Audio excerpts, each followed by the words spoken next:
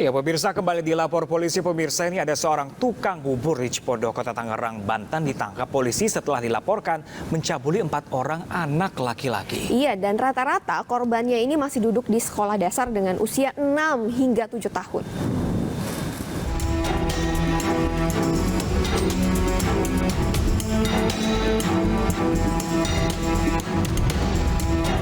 Penjual bubur kacang hijau keliling berinisial AF diamankan polisi setelah diduga melakukan pencabulan.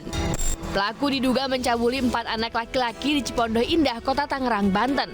Aksi pelaku terbongkar setelah para korban yang berusia antara 6 sampai 7 tahun itu melaporkan ulah bejat pelaku kepada orang tua mereka.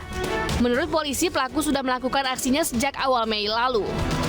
Pelaku mengiming-imingi korban dengan memberikan burung dara jika korban menuruti keinginan pelaku.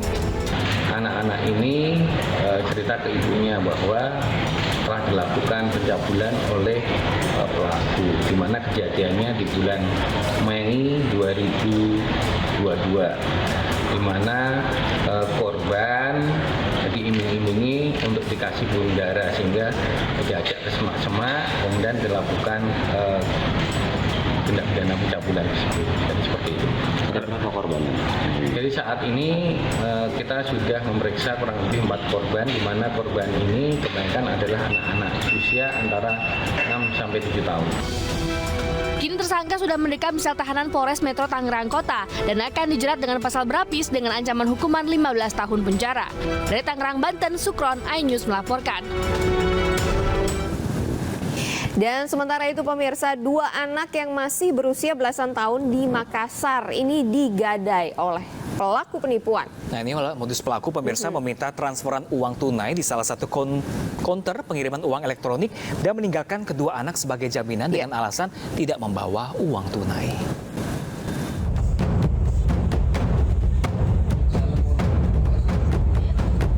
Dua anak yang masih berusia belasan tahun di Makassar dan karyawan konter pengiriman uang elektronik menjadi korban penipuan dengan modus gadai.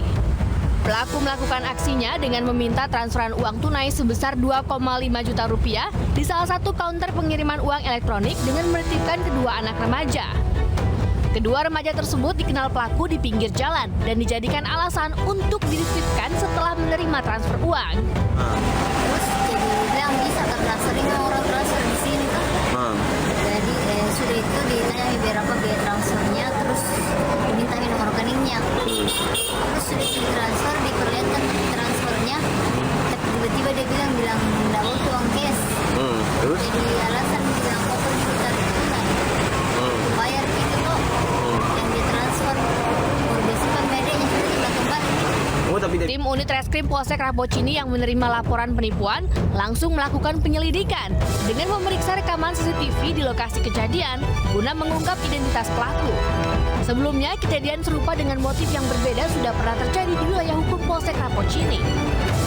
Dari Makassar, Sulawesi Selatan, Yoyus Vin, iNews melaporkan. Dan pemirsa, untuk mengetahui informasi terkini terkait kasus penipuan bermodus gadai anak ini, kita telah terhubung bersama Kanit Reskrim Polsek Rapocini, ada Ibtu Sugiman. Halo, selamat pagi Pak Sugiman. Selamat pagi, Mas. Terima kasih telah bergabung bersama kami di Lapor Polisi iNews, Pak. Pak, kita mau konfirmasi terlebih dahulu nih, apakah benar ini pelaku penipuan ini anak yang dijadikan jaminan ini bukan anak mereka, Pak? Betul, Mbak. Mohon.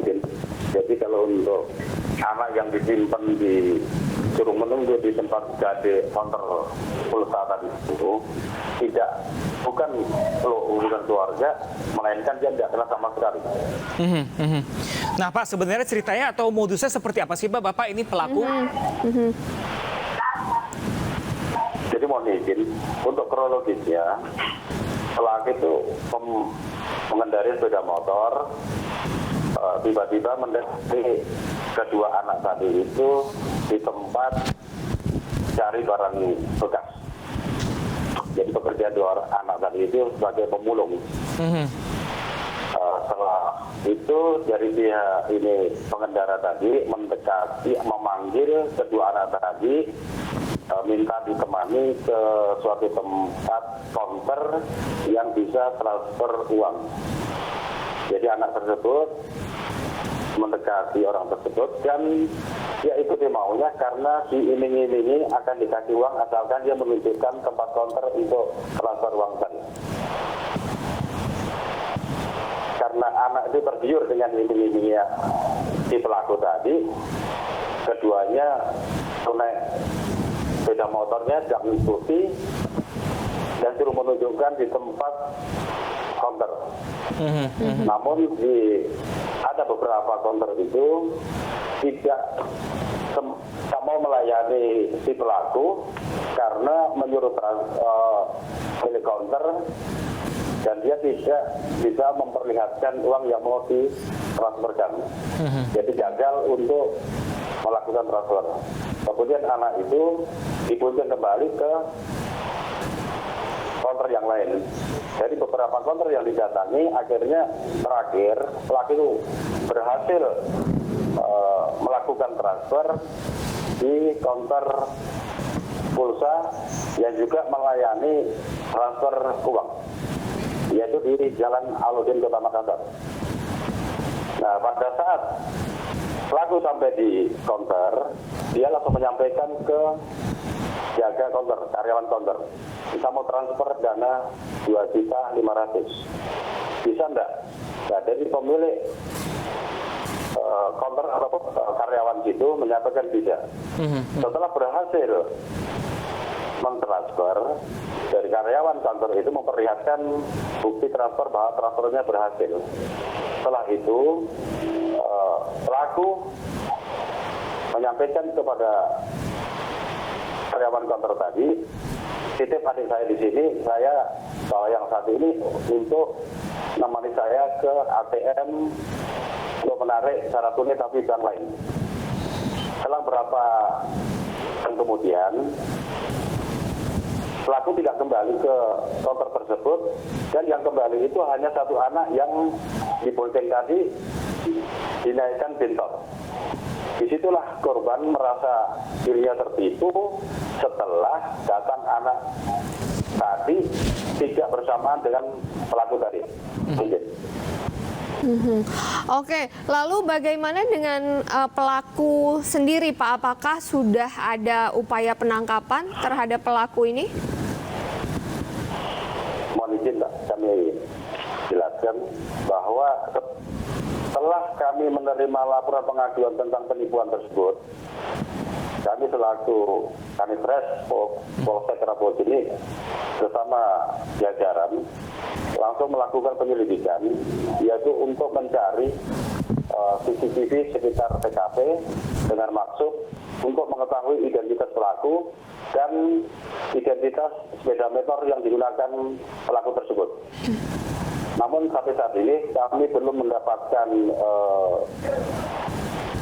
ciri-ciri dari pelaku tersebut karena kami sudah mendatangi beberapa pemilik CCTV tidak terbaca dan kita tetap tindak lanjuti dan kita akan menyurat ke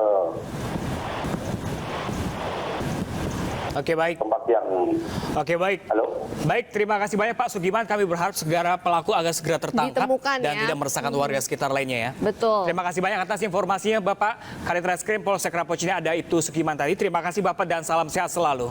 Selamat bertugas kembali, Pak. Nah, ini kita ingatkan juga begitu ya dengan masyarakat, baik itu adik-adik gitu ya, kalau Jangan mudah diiming-imingi percaya sesuatu, dengan orang asing terlebih lagi ya. Betul, jangan mudah percaya dan juga bagi para pemilik usaha, terutama usaha seperti transfer uang dan lain-lain itu. Lebih jeli lagi nggak sih? Kalau belum terima uangnya, jangan transaksi, ya kan? betul. Demi keamanan bersama. Baik, kita masuk ke informasi berikutnya. Tak terima dengan vonis hakim yang dianggap terlalu ringan, sidang putusan kasus pembacokan di Kabupaten Sika berakhir ricuh. Ya, pemirsa, keluarga korban melempar sandal hingga mengejar hakim dan jaksa penuntut umum di Pengadilan Negeri Sika.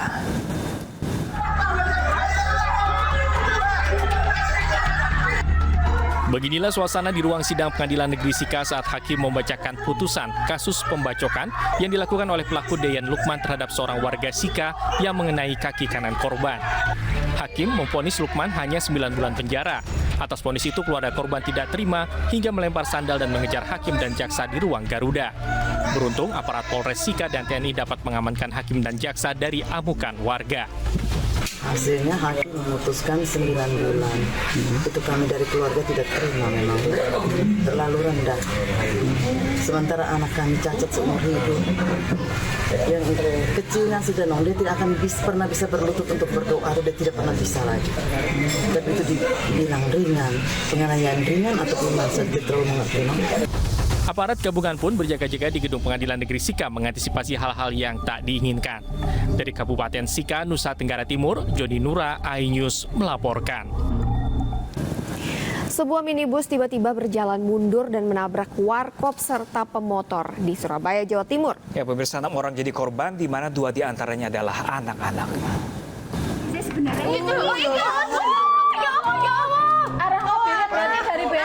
Kamera pemantau warga merekam detik-detik kecelakaan di Jalan Kapas Krampung, Tambak Sari, Surabaya. Sebuah minibus berjalan mundur dan menabrak warkop serta sejumlah pemotor. 6 orang terluka akibat kecelakaan ini, di mana 2 diantaranya anak-anak. Dari olah TKP sementara, minibus yang dikendarai Ediman Mulyono, 86 tahun, tiba-tiba berjalan mundur dengan kecepatan tinggi saat keluar dari bengkel aki. Kecelakaan diduga akibat pengemudi kurang konsentrasi, namun dia membantahnya. Atau gimana tuh Pak? Ngantuk. Mobilnya jalan sendiri kok mobilnya. Bapak ngantuk juga tadi? Bukan saya setir, saya tidak setir. Karena mungkin ini usia sudah di atas 80 Bapak ini usia. Jadi pada saat mungkin natret, mungkin dia salah masukkan mungkin atau bagaimana. Setelah itu dia ngegas, kelihatannya gasnya mungkin nggak terasa. Kemudian ngegasnya dengan kecepatan tinggi, natretnya itu sehingga nabrak kendaraan yang ada di belakang. Seluruh korban kecelakaan dirawat di RSUD Dr. Sutomo, Surabaya. Dari Surabaya, Jawa Timur, Yuda Prawira, iNews melaporkan. Selanjutnya pemirsa, polisi menggelar olah TKP peristiwa kecelakaan maut di ruas tol Cipali, Subang, Jawa Barat. Ya, dalam kecelakaan antara bus dan truk tersebut, pemirsa,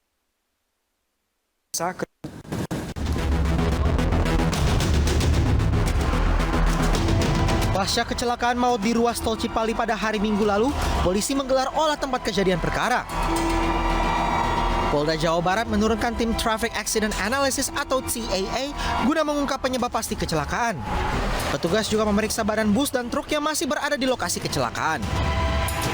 Dugaan sementara masih kita selidiki terus karena ada beberapa faktor yang menyebabkan kendaraan truk pengangkut ayam ini menyeberang dari lajur Cirebon mengarah Jakarta, menyeberang ke arah lajur Jakarta menuju Cirebon. Sebelumnya kecelakaan antara bus dengan truk bermuatan ayam terjadi di tol Cipali kilometer 93 dari arah Cirebon menuju Jakarta. Proses evakuasi terkendala banyaknya kandang ayam yang berserakan hingga menutup satu lajur jalan. Kecelakaan ini menyebabkan 2 orang meninggal dunia dan belasan lainnya luka-luka. Korban tewas merupakan sopir dari kedua kendaraan yang terlibat kecelakaan. Dugaan sementara kecelakaan maut disebabkan oleh truk ayam yang oleng dan masuk ke jalur berlawanan. Truk kemudian menabrak bus Prima Jasa tujuan Bekasi Kuningan.